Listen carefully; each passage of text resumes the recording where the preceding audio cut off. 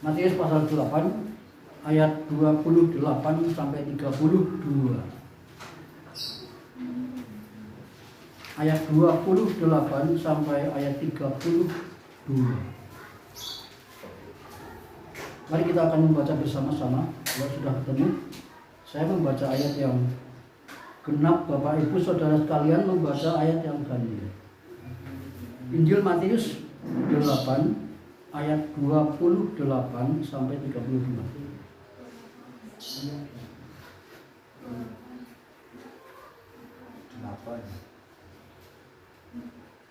Ayat 28 sampai 32. Matius pasal 8. Demikianlah bunyi firman Tuhan. Setibanya di seberang, yaitu di daerah orang Gadara, datanglah dari pekuburan 2 orang yang kerasukan setan menemui Yesus.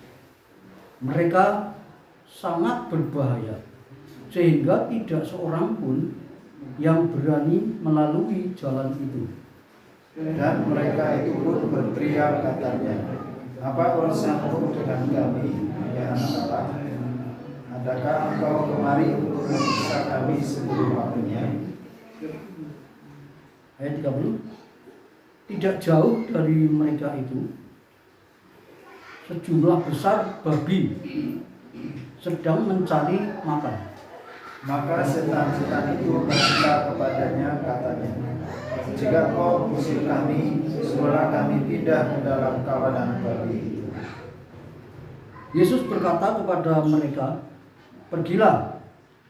Lalu keluarlah mereka dan masuk ke dalam babi-babi itu.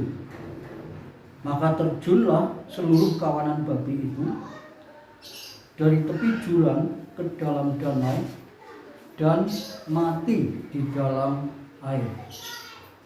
Maka penjaga-penjaga babi itu, dan setibanya di kota diceritakannya segala sesuatu, juga tentang orang-orang yang kerasukan setan itu. Maka keluarlah seluruh kota mendapatkan Yesus.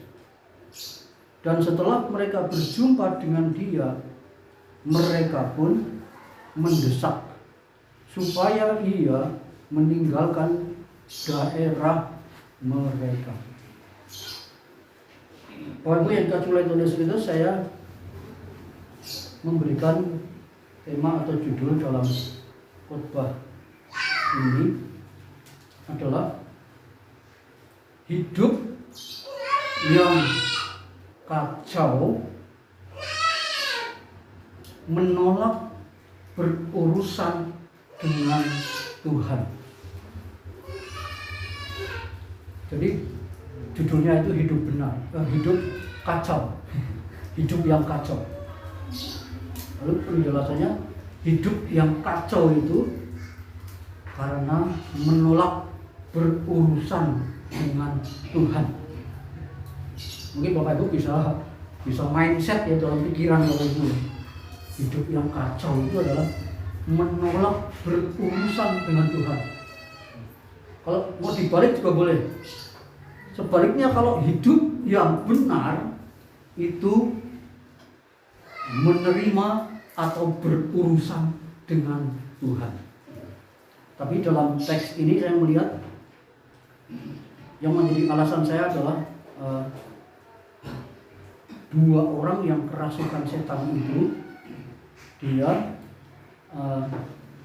istilahnya menolak berurusan dengan Tuhan. Apa urusanmu Yesus dengan aku? Gitu. Kan dia bertanya begitu.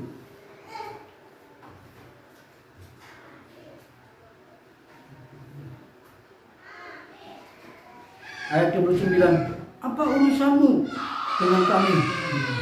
Apa urusanmu dengan kami? Nah, orang yang bertanya seperti itu, ini orang yang hidupnya kacau. Gitu ya. Jadi saya mengambil dasar dari situ untuk membuat judul hidup yang kacau. Mungkin nggak perlu dijelaskan lagi ya. jelas hidup kacau itu mesti hidupnya itu menolak Tuhan, menolak berurusan dengan Tuhan. Bapak Ibu, saya melihat di sini bahwa iblis di situ dikatakan ayat yang ke 29, dan mereka itu pun berteriak, apa urusanmu dengan kami, hai anak Allah?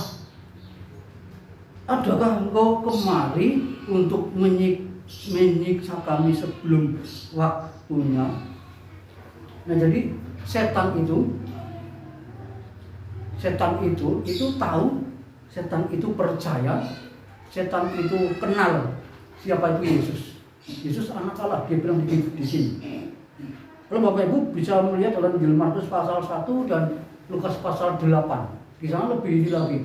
Ya, Yesus anak Allah, Yesus orang Nazaret, seperti itu. Jadi lengkap sekali pengetahuan, pengertian iblis atau setan itu secara pengetahuan itu hebat. Ya, itu hebat. Ya. Karena iblis itu punya akal budi yang sangat tinggi, Bapak Ibu. Jadi dia mengenali Yesus mudah sekali. Dia tahu Yesus, dia percaya Yesus. Tetapi hidupnya kacau. Karena apa? Dia tidak mentaati perintah-perintahnya, dan dia tidak menyembah Yesus. Lalu mengapa dua orang itu yang kerasukan setan itu bertanya kepada Yesus, apa urusanmu dengan aku? Walaupun nanti akhirnya mereka itu nanti akan keluar dari situ dan akan masuk ke dalam 2000 ekor babi kurang lebih. Setan itu sadar, iblis itu sadar bahwa mereka itu bukan milik Yesus, gitu. Bukan milik Yesus, sehingga dia bertanya, loh, apa urusanmu dengan aku, Yesus? Gitu. Kamu kemarin mau menyiksa aku ya sebelum waktunya. Itu pertanyaan iblis, setan. Karena setan bukan milik Yesus. Setan itu bukan milik Yesus. Yang milik Yesus itu Bapak Ibu dan saya.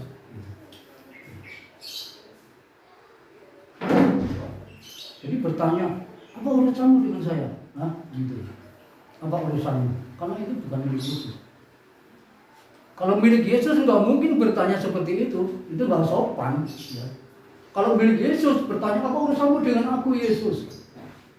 Mengapa kamu nyuruh aku ibadah hari Minggu? Itu. Kalau milik Yesus kan harusnya beribadah hari Minggu, atau melayani, atau berbuat baik, atau yang lainnya, menyembah, taat pada perintahnya. Itu milik Yesus itu. Tapi kalau bukan milik Yesus, dia hanya sejauh pengetahuan, percaya Yesus itu mati, Yesus itu bangkit, Yesus itu nanti datang sebagai apa orang Islam katakan itu, sebagai apa? Hakim. Tetapi mereka nggak ada perubahan karena mereka terus menolak Yesus Tuhan. Jadi Bapak Ibu, Yesus itu setan iblis bukan milik Yesus, sehingga dia berani bertanya itu. Tapi kalau ada orang milik Yesus berani bertanya seperti itu kepada Yesus, nah itu nggak tahu itu milik Yesus atau bukan, itu saya nggak tahu. Bapak Ibu yang dikasih oleh Yesus Kristus, setan itu sadar dari awalnya siapa itu mereka. Ya. Setan itu sangat sadar dari awalnya siapa itu mereka, sehingga setan itu betul-betul ya tidak akan berurusan dengan Yesus, gitu ya. Jadi semua malaikat waktu itu menyaksikan bagaimana Allah menciptakan langit dan bumi. Malaikat itu menyaksikan, dalam kitab Ayub dikatakan, malaikat itu menyaksikan. Entah itu malaikat itu diciptakan kapan, tapi ketika Allah itu menciptakan langit dan bumi, malaikat itu menyaksikan. Itu malaikat yang pilihan, itu luar biasa. Tetapi rupanya, kalau Bapak Ibu bisa lihat dalam Yesaya pasal 28 itu, nanti kita lihat tiba-tiba itu malaikat itu memberontak kepada Allah dan mau menandingi Allah, melawan penciptanya, dan berubah menjadi musuh Allah. Itu dari awalnya, sebelum dunia maka dari itu iblis itu menyamar ular ketika datang kepada Hawa, gitu ya, datang masuk ke Taman Eden. Nah, setan yang memberontak bersama-sama itu hanya sepertiga, ya, hanya sepertiga jumlah malaikat pilihan itu, hanya jumlahnya hanya sepertiga. Itu akan menjadi roh jahat, ya, roh jahat yang dilempar oleh Allah itu ke bumi, itu akan menjadi roh jahat. Sebagian itu dilepas dan aktif di dunia ini sampai sekarang ini. Kalau Bapak Ibu digodai itu, ya itu yang masih dilepas, yang masih aktif. Tetapi roh jahat yang sebagiannya lagi itu dihukum untuk sementara. Lukas 8 ayat 31. Jadi ada yang dihukum, ada yang dilepas. Nah, yang dilepas ini yang sering menggoda kita, sehingga Petrus berkata, lawanmu itu mengelilingi engkau, mengaum-ngaum mencari mangsa untuk ditelan, gitu. Itu sebagian iblis yang dilepas dan aktifnya luar biasa. Termasuk ini yang dihadapi oleh Yesus, itu roh jahat. Jadi roh jahat itu ada yang sementara waktu diri dan sementara ada yang dilepas. Dan juga setan iblis ini tahu nasib mereka yang akan datang, gitu. Tahu sekali, tahu tentang Yesus dan tahu bagaimana keadaan teman-temannya dan nasib masa depannya itu dia tahu, nasibnya sendiri tahu. Nasib masa depan yang namanya iblis setan itu akan dihukum secara kekal, Wahyu 20 ayat 10. Nah, Bapak Ibu, oleh karena itu yang namanya setan itu, ya, karena dia adalah satu kelompok yang awalnya memberontak Allah luar biasa, lalu sebagiannya itu dihukum, sementara sebagiannya itu dilepas dan aktif sampai sekarang. Itu yang membuat Bapak Ibu dan saya itu menjadi bulan-bulanan, menjadi bulan-bulanan. Bapak Ibu dan saya itu menjadi bulan-bulanan buat mereka. Kalau kita tidak punya pertahanan, tidak punya pertahanan yang kuat, kalau kita tidak sadar, tidak berjaga-jaga, ya, tidak melawan, itu kita akan menjadi bulan-bulanan. Sehingga karena setan iblis itu tahu nasib mereka, Wahyu 20 ayat 10. Dan sekarang ini adalah zaman akhir. Artinya zaman menjelang iblis setan itu dimasukkan ke dalam hukuman yang kekal.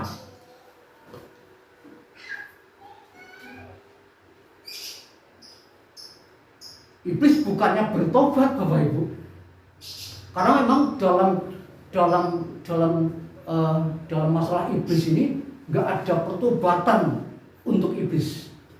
Yang ada pertobatan itu adalah untuk manusia, karena iblis itu adalah agen dosa dan manusia itu adalah korbannya. Jadi yang disediakan oleh Allah pengampunan, pertobatan itu adalah manusia, bukan iblis. Nah, kalau manusia mungkin kalau mau dihukum, dipenjara, mesti hidupnya rohani lah, berubah karena ya gitu. Tapi kalau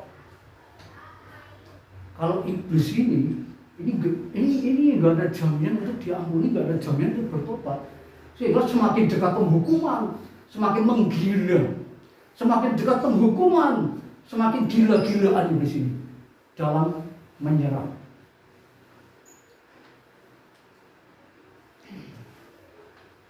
Lalu markasnya iblis itu apa? Pemerintahan. Pemerintah itu markas. Tubuh manusia itu markasnya iblis. Binatang itu markasnya iblis. Agama palsu itu markasnya iblis. Itu. Di angkasa, kerajaan angkasa itu markasnya.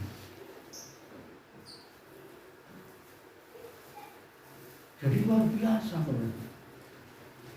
Makanya dua orang yang dirasuki setan ini langsung datang kepada Yesus. Satu sisi langsung datang menemui Yesus ini dalam teks kita. Ya itu karena sifat pemberontakan itu.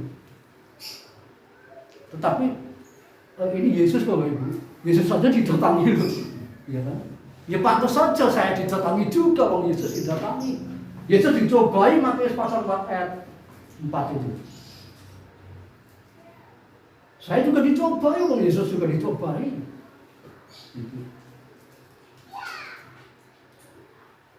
Tapi sisi yang lain, Bapak Ibu, kita melihat di sini iblis itu gemetar. Ketemu Yesus gemetar, diridik gitu. Tidak ada kemampuan, seperti loyo gitu. Tetapi walaupun loyo itu yang namanya tabiat itu, karakter pemberontak itu memang ada. Karena ketika iblis, malaikat pilihan itu sebagian sepertiga jatuh ke dalam dosa, itu sungguh-sungguh terjadi perubahan yang radikal, perubahan yang komprehensif, perubahan yang menyeluruh dalam sifat dan karakter. Dari karakter malaikat pilihan kudus melayani Allah, pesuruh Allah yang handal, menjadi kelompok setan iblis roh jahat yang kasar, yang perangainya itu mengerikan. Tapi kadang-kadang lemah lembut Bapak Ibu. Kadang-kadang itu kayak suaranya kayak suara wanita, kadang-kadang kayak suara laki-laki. Ya karena iblis itu pintar, ya pintar menggunakan topeng. Bahkan ada yang menampilkan malaikat terang gitu. Ternyata iblis. Malaikat terang itu di mana? Di gereja. Casingnya malaikat terang, tetapi isinya iblis yang jahat. Di sini iblis itu, setan itu gemetar luar biasa, ngeridik. Kalau Bapak Ibu ketemu Yesus, ngeridik apa tidak?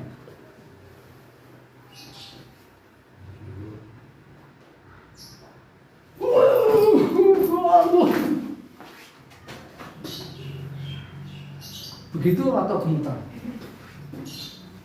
Tuhan, aku rindu. Memberontak atau bagaimana ketemu Tuhan?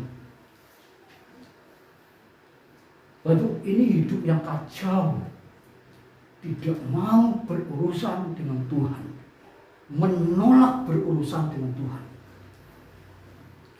Itu hidupnya kacau.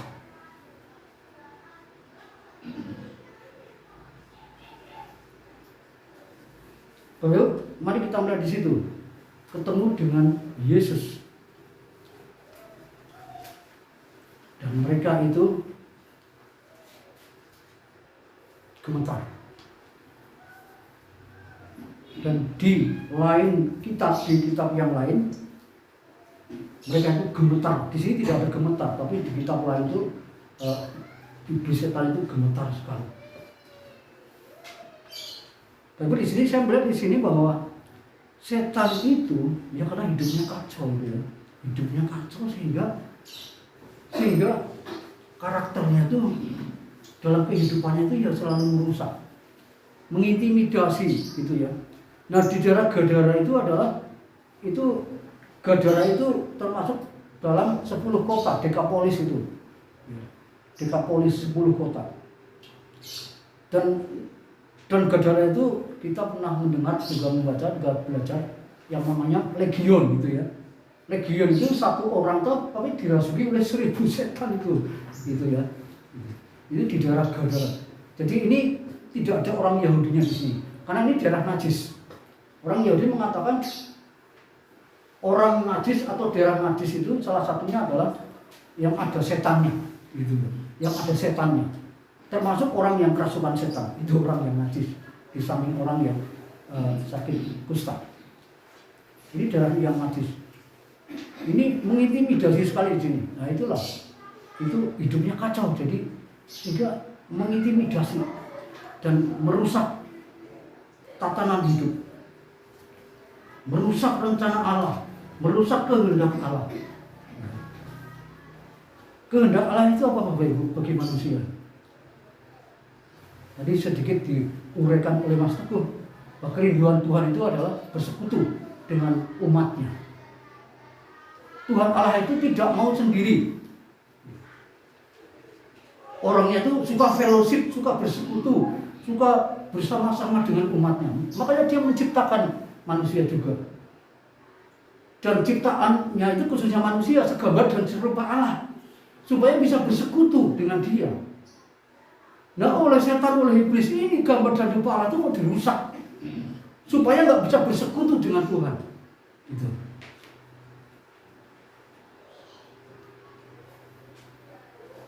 Nah dengan kedatangan Yesus yang kedua, yang pertama ini kematian Yesus di kayu salib, kebangkitan Yesus yang berkayu salib, karyanya itu menciptakan ulang kembali gambar dan rupa Allah yang sudah rusak itu, supaya orang yang percaya kepada Yesus Kristus, coba jangan melihat keselamatannya, tetapi mari kita melihat maksud Yesus itu menciptakan ulang adalah supaya kita bersekutu dengan Allah. Nah kadang-kadang orang itu hanya memikirkan keselamatan surga, karena merasa apa di dunia ini sudah menderita, sehingga sih dipikir ya kepenak di surga. Namanya di surga itu kepenak apa? Artinya masuk ke sana itu mudah, dalam arti mudah. Kemarin itu beberapa minggu yang lalu, Noni waktu dia magang itu di sebuah kantor di pemerintahan sini, kantor BMKG apa kalau tidak salah, ada seorang karyawan muslim yang rohani, lalu mendekati Noni, Mbak Noni baca sahadat ya selesai langsung masuk surga. Betul ya Mbak Giri? Keyakinan mereka gitu, kalau membaca sahadat itu langsung masuk surga, katanya gitu. Noni itu dia jok gitu. Nah, itu surga mereka seperti itu. Surga kita itu, kita nggak usah mikir surga dulu. Yang penting kita diciptakan ulang, lahir baru dulu, menjadi ciptaan yang baru. Kita bersekutu dengan Tuhan. Nah kalau ciptaan baru itu pasti akan masuk surga gitu. Jadi kadang-kadang orang dunia pasti yang dibikin itu ada surga. Kepriye caranya kan tekan surga gitu ya. Lalu ngawur gitu ya, caranya ngawur. Dia juga banyak orang Kristen yang keliru keyakinannya. Yang penting masuk surga. Iya karena di dunia susah hidupnya. Tapi bagi Tuhan itu yang penting ciptaan baru. Memang itu masuk surga prosesnya ciptaan baru dulu. Tapi bagi Tuhan ciptaan baru, dengan ciptaan baru ini untuk tujuan Tuhan bersekutu, menjadi fellowship, friendship bersama-sama, worship dengan Tuhan bersama-sama. Nah, itu di sini juga worship loh dengan Tuhan. Ya. Tuhan tidak memandang harus mesti alatnya bagus, tempatnya bagus, AC dan sebagainya, enggak. Tuhan itu melihat hati yang worship, hati yang mau berfellowship dengan Tuhan, hati yang mau berfriendship satu dengan yang lainnya, persahabatan, pertemanan dengan sesama, dengan umat dan juga dengan Tuhan, worship, penyembahan yang luar biasa. Nah itu hidup yang benar. Tapi hidup yang kacau itu tidak seperti itu. Oke, mari kita akan melihat bagian yang selanjutnya. Jadi setan itu merusak iman, merusak masa depan, merusak tatanan, merusak keberadaban, merusak keluarga, merusak gereja, merusak manusia, merusak binatang di sini. Ini dua orang ini sebenarnya Bapak Ibu yang kerasukan itu sedang dirusak oleh iblis. Maka dari itu Yesus sebenarnya ketika bertemu dengan dua orang ini, maka setan udah merasa dulu gemetar. Tuhan, aku pindahkan ke babi itu. Makanya dia berkata di sini, Tuhan, kamu mau menyiksa aku sebelum waktunya ya? Betul-betul Yesus salah ya. Yesus tidak akan menyiksa, tapi hanya mengusir. Karena Yesus tahu waktunya iblis itu dihukum, itu tahu. Artinya iblis yang dilepas, iblis yang aktif itu, ya, dan dia juga akan dihukum selama-lamanya nanti. Wahyu pasal 20 ayat 20. Yesus itu sudah tahu. Jadi Yesus gak mungkin keliru. Tapi persepsi iblis itu yang keliru. Yesus tidak akan menyiksa, tapi dia akan mengusir dan akan memindahkan kepada babi-babi. Artinya dua orang ini mau diselamatkan oleh Tuhan. Mengapa Yesus fokus kepada dua orang yang kerasukan ini? Karena nilai manusia, nilai jiwa manusia itu nilai kekal. Itu yang menjadi alasan kenapa babi-babi itu kemudian dirasuki setan itu. Kenapa dilemparkan ke bawah? Karena babi itu binatang nggak kekal, nggak punya nilai kekal. Tapi manusia, jiwa manusia itu, seorang pun manusia itu nilainya kekal di hadapan Tuhan. Gitu.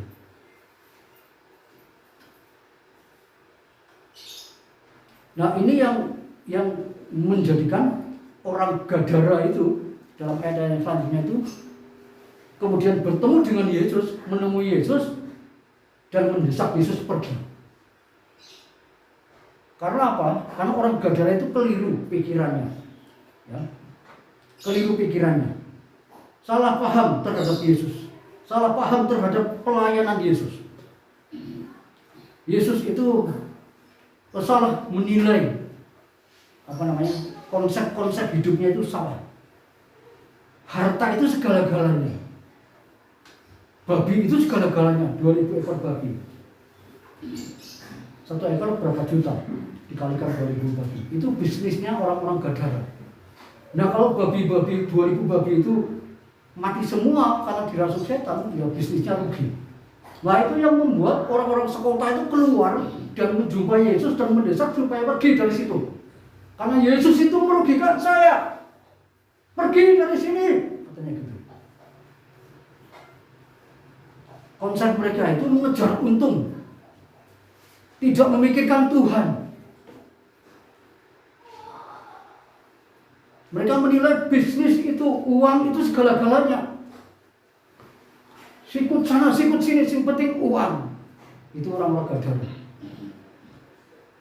Dan orang mikir Tuhan belas, gitu ya. Ada persekutuan, ada doa, hari Minggu, ada apa? Baca firman Tuhan, renungan, pemuritan, sampai pikir. Itu orang urusan Tuhan itu. Begitu loh. Kalau orang yang hidupnya benar, itu mestinya itu berurusan dengan Tuhan. Karena orang yang berurusan dengan Tuhan itu akan memiliki iman yang luar biasa, baik itu iman yang sementara maupun iman yang kekal. Kalau orang yang hidupnya benar, punya iman sementara, iman yang terbukti. Pak Ibu pernah sakit dan berdoa, Tuhan aku sakit, sembuh. Pak Ibu beriman kan waktu berdoa, itu iman sementara. Karena iman untuk dalam kehidupan sehari-hari di dunia. Ini Pak Ibu berdoa, Tuhan, kasihan sekali itu Tuhan tetangga saya. Tuhan selamatkan dia menjadi umat ketebusan, supaya dia menjadi umat memuji. Dia diselamatkan masuk surga. Itu iman yang kekal. Gitu. Kalau iman hanya sembuh, butuh uang, nggak punya uang, itu iman sementara. Karena ya untuk ada di dunia ini. Tapi iman yang kekal itu iman yang berkaitan sampai ke surga. Pokoknya berdoa, Tuhan, tolong saya Tuhan. Saya di tengah-tengah tantangan yang luar biasa. Harus mempertahankan Yesus atau saya harus menyembah kaisar. Itu di sini tantangan. Kalau Bapak Ibu rela mati syahid, saya pilih Yesus, langsung dipenggal lehernya dan mati. Bapak Ibu masuk surga. Itu iman yang kekal. Tapi kalau iman yang sementara ya biaya sekolah, apa kehidupan beli beras, itu iman yang sementara. Tapi terbukti nggak apa-apa, itu baik. Tapi lebih baik lagi yang iman kekal gitu.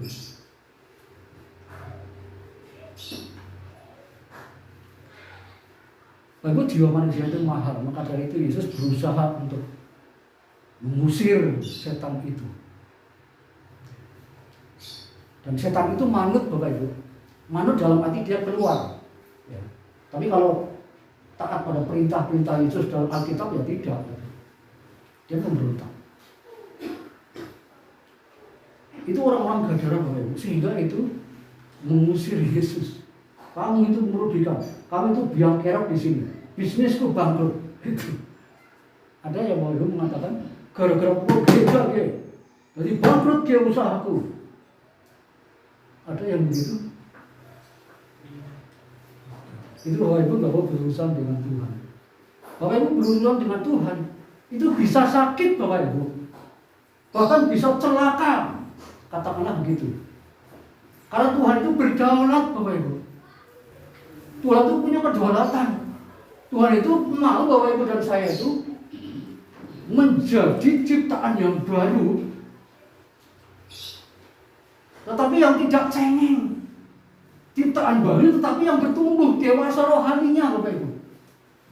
Nah kalau Bapak Ibu sakit, kekurangan, jangan mengeluh, jangan menangis, jangan merintih, jangan meminta-minta, apalagi berdoalah kepada Tuhan. Karena saat itu ketika Bapak Ibu berdoa, merintih, menangis kepada Tuhan, Tuhan sangat mengasihi Bapak Ibu.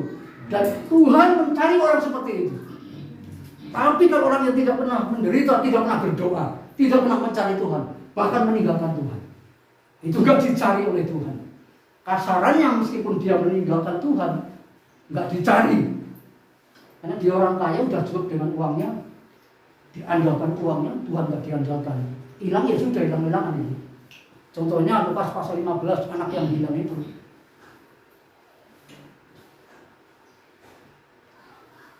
Dia dibiarkan oleh orang tuanya memboroskan hartanya.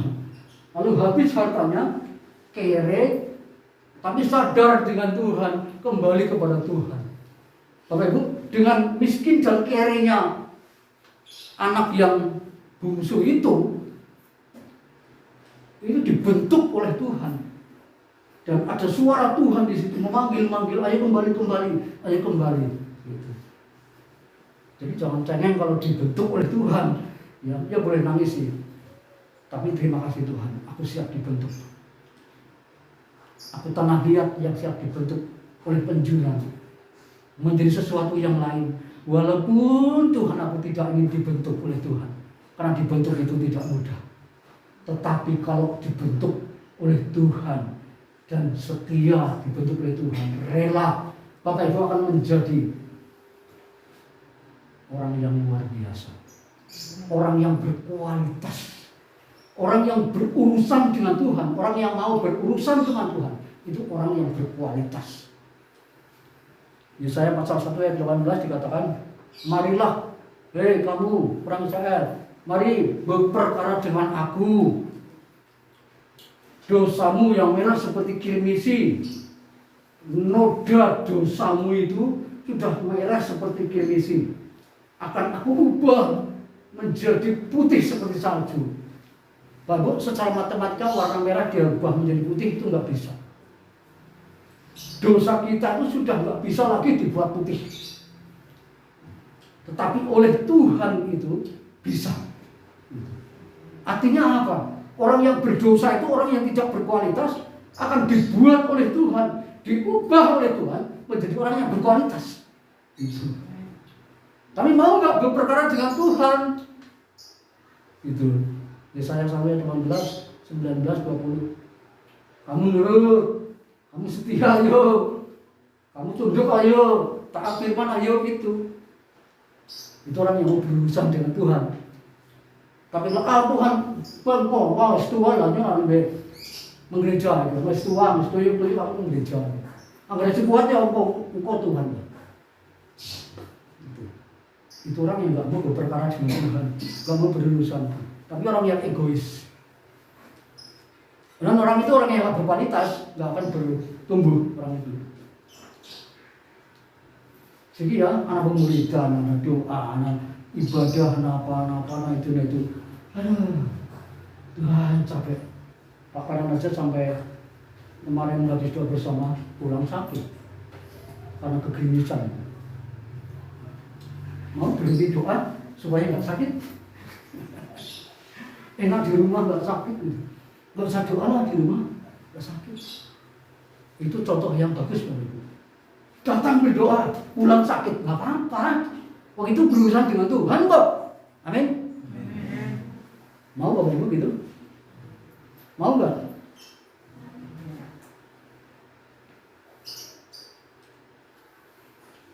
Mari Bapak Ibu, hidup yang kacau itu karena menolak berurusan dengan Tuhan. Nah Bapak Ibu itu yang mana sebenarnya sekarang ini? Saya mau tanya. Bapak Ibu mau berurusan dengan Tuhan atau tidak? Pertanyaan saya sekarang ini. Saya katakan lagi, hidup yang kacau itu menolak berurusan dengan Tuhan. Tapi hidup yang benar, hidup yang berkualitas itu adalah hidup yang mau berurusan dengan Tuhan. Bapak Ibu mau yang mana? Silakan katakan sendiri dengan Tuhan. Bapak Ibu pilih yang mana? Saya tidak mau memaksa. Silakan Bapak Ibu memilih yang mana. Tetapi kalau memilih hidup yang kacau, Bapak Ibu menolak berurusan Tuhan, seperti iblis tadi itu, Wahyu 20 ayat 10, dihukum selama-lamanya dalam api belerang yang luar biasa. Itu nggak repot Bapak Ibu, nggak berdoa, nggak baca firman, nggak bersekutu, nggak ibadah, enak di dunia ini. Bisnisnya lancar, sehat terus, makmur, gemuk, senang dan sebagainya, semua keturutan. Tapi kalau hidup benar, hidupnya kasar, tapi berkualitas, Tuhan diutamakan.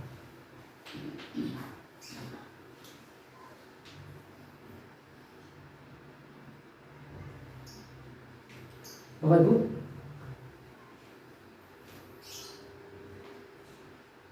mari kita jangan menjadi Tuhan atas diri kita.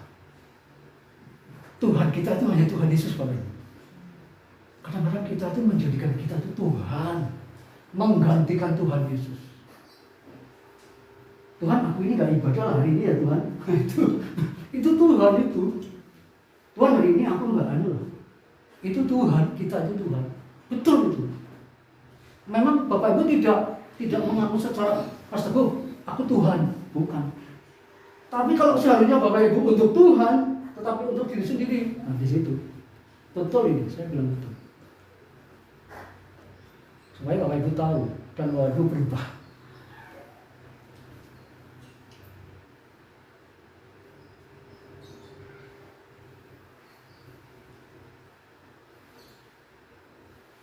Menghakimi orang lain, menilai orang lain, tidak melibatkan Tuhan dalam rencana, dalam hidup, dalam keluarga, itu termasuknya kita itu jadi Tuhan. Tuhan besok aku akan bisnis buat gerobak, beli alat-alat, jualan itu. Tuhan itu sprek, Tuhan di belakang, aku yang di depan dorong gerobak. Mau setahun guys bubar gitu ya, bubar. Oh Tuhan bilang jangan maju dulu, sebentar dulu, kamu berdoa dulu. Kamu jualan itu untuk apa? Ya untuk makan Tuhan. Udah gitu aja. Ya Tuhan gak mau, hanya untuk makan saja. Hidup kan butuh makan Tuhan. Tuhan bilang Matius pasal 6 ayat 25 sampai ayat 34. Yang terpenting itu adalah hidup Bapak Ibu. Yang penting Bapak Ibu dan saya sekarang ini bernafas. Yang penting bernafas. Sekarang bernafas enggak? Itu penting. Jadi jangan mikir panganan, kelambi, duit. Gitu. Nah, hidup itu penting Bapak Ibu. Hidup itu berkualitas. Hidup itu Tuhan itu memakai saya itu untuk memuliakan Tuhan. Tuhan memakai kita tuh bukan untuk nyari makan, bukan. Makan itu sudah disediakan oleh Tuhan kok. Ya memang kita perlu kerja, tapi makan itu disediakan oleh Tuhan. Kalau Bapak Ibu kerja nggak dapat uang, itu Tuhan nggak memberi. Kalau Bapak Ibu bilang makanan itu penting daripada hidup, gitu. Jadi hidup itu lebih penting dari makanan. Jadi fokuskan dulu hidup itu. Terus makannya apa? Ya nggak perlu makan. Tapi sih lebih penting urip di situ. Gitu. Jadi ayo kita menggunakan hidup ini hari ini untuk kemuliaan Tuhan, untuk memuliakan Tuhan. Ada apa-apa di situ kebutuhan di situ. Tuhan dulu yang diutamakan. Matius 6 itu ayat 33, dahulukan kerajaan Allah, kebenarannya, maka semuanya akan ditambahkan kepada. Ya di sini Tuhan punya memang gereja. Nah, ya repot ya. Wong Tuhan yang harus diutamakan dulu malah dibalik. Duitnya di situ Tuhan, lebih aku gereja. Itu orang yang tidak mau berurusan dengan Tuhan. Hidupnya bukan yang apa ini. Jadi Bapak Ibu, mari kita berurusan dengan Tuhan, Bapak Ibu. Berurusan dengan Tuhan. Saya ada ilustrasi. Jadi pada suatu hari ada seorang anak atau seorang ibu, ada seorang ibu dan seorang anak. Seorang ibu karena mengasihi anaknya ya, dia kemudian menasehati kepada anaknya. Menasehati kan bukan mengasihi ya. Mengasihi makanya menasehati.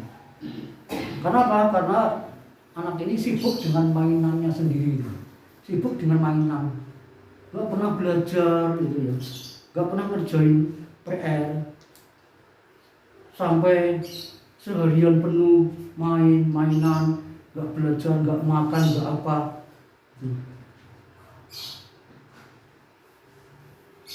Lalu kemudian anaknya marah. Mama, ngurusi orang lain. Mama ngurusi orang lain. Urus diri sendiri mama. Urus itu rumah tangganya. Jangan urusi aku. Maksudnya mamanya itu mengasihi anak itu supaya dia rajin belajar. Ya. Kalau jam makan, kalau jam tidur, gitu ya. Ada PR dikerjain, tapi dinasihati marah. Apa urusanmu, mama? Berteriak-teriak. Apa urusanmu, mama? Urus dirimu sendiri.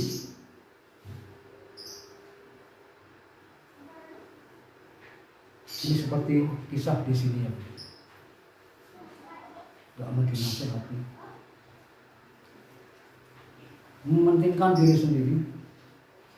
Dan itu seringkali juga orang Kristen seringkali mencari kepuasan diri sendiri. Seringkali mencari kepentingan diri sendiri.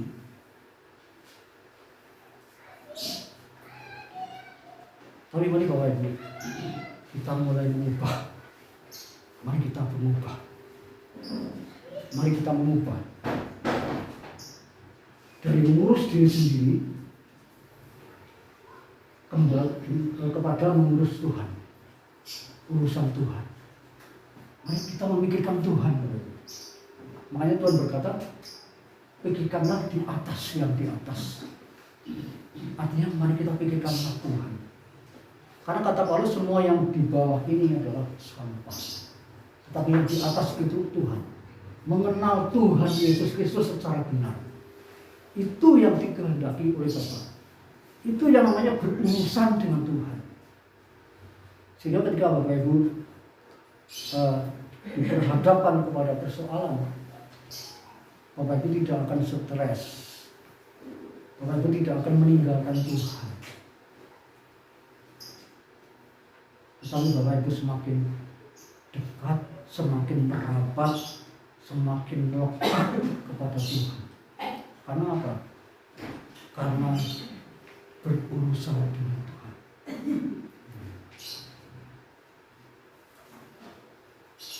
Bapak Ibu, berurusan Tuhan itu bukan hanya di dunia ini, tetapi berlanjut sampai pada kekekalan. Itu. Bapak Ibu jadi orang Kristen jangan hanya di dunia toh, tapi itu sampai kepada kekekalan. Ini banyak kan orang Kristen jadi orang Kristen hanya di dunia toh. Hari Minggu ke gereja, saya orang Kristen bisa ke gereja. Itu namanya ke gereja karena agama. Kalau Bapak Ibu ke gereja itu karena berurusan dengan Tuhan. Bapak Ibu berdoa di rumah jangan karena jadwal. Jadi buat jadwal ini Pak, rutin saya itu jam 5 pagi saya mesti bangun. Adzan itu saya bangun. Ya pada kalau orang kaya pada baik. Bapak Ibu berdoa boleh, tetapi Bapak Ibu berdoa karena Bapak Ibu berurusan dengan Tuhan. Ada yang aku urus dengan Tuhan. Bapak Ibu bersekutu itu berurusan dengan Tuhan. Semuanya berurusan dengan Tuhan. Bapak Ibu berumah tangga berurusan dengan Tuhan. Karena tujuan berumah tangga itu adalah untuk kemuliaan Tuhan. Bukan untuk apa? Jadi segala hal ini sampai dunia ini sampai nanti di kekekalan adalah judulnya berurusan dengan Tuhan. Mari kita berdoa.